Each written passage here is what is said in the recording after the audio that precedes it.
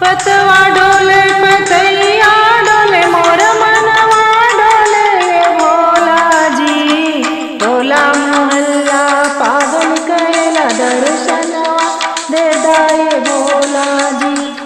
टोला मोहल्ला पागल कहेला दर्शनवा दे दाए भोला जी।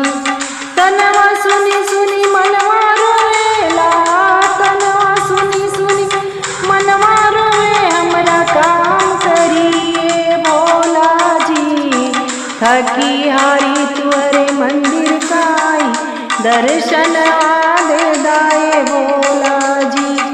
थकी हारी तुअरे मंदिर काई दर्शनवा दे दाए भोला जी।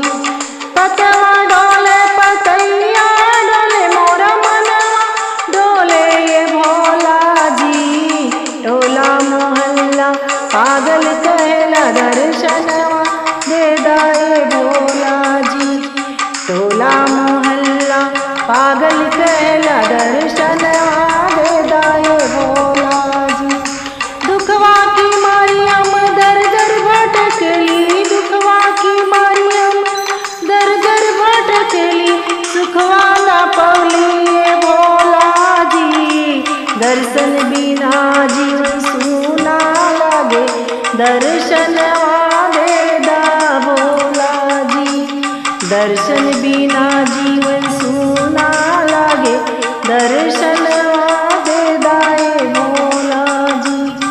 पतवा डोले पतैया डोले मोरा मनवा डोले ये भोला जी। टोला मोहल्ला पागल कहेला दर्शनवा दे दाए भोला जी। टोला मोहल्ला पागल कहेला दर्शनवा दे दाए भोला जी। मांगे सिंदूर दे दा मथवा के टीका, द्वारा से करी हमार जी। मांगे सिंदूर दे दा मथवा के टीका, मांगे सिंदूर दे दा मथवा के टीका, द्वारा से करी हमार जी। साँझ सवेरे हम करबे भजनिया दर्शनवा दे दाए भोला जी। साँझ सवेरे हम करबे भजनिया दर्शनवा दे दाए भोला जी।